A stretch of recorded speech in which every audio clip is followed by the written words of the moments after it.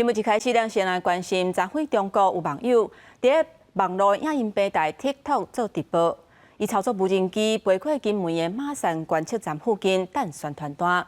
警方部看到影片了后，确认这只中国的无人机是无飞去营区，而且有保持监控。嘛讲未对中国网友的这个举动，互区域紧张的情势加悬。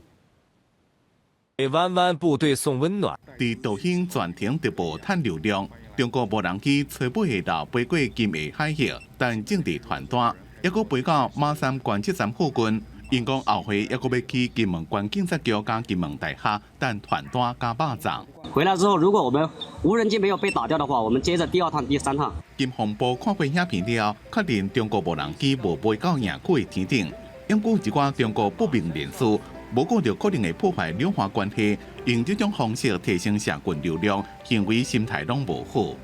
国军对敌情威胁，均保持绵密监控，不随陆区网民轻狂举动起舞，避免助长串飞恶行，升高区域紧张情势。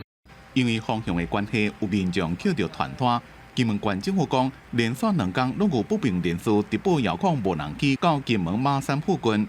若较严重的可能会影响飞行安全，已经要求警方调查。民进党立委王定宇讲，要谨慎来处理这件代志。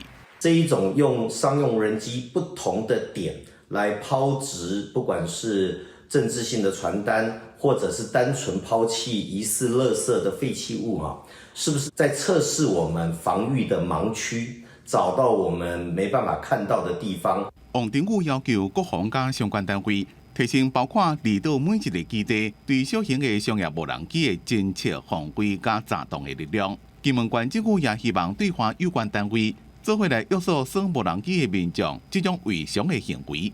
记者综合报道。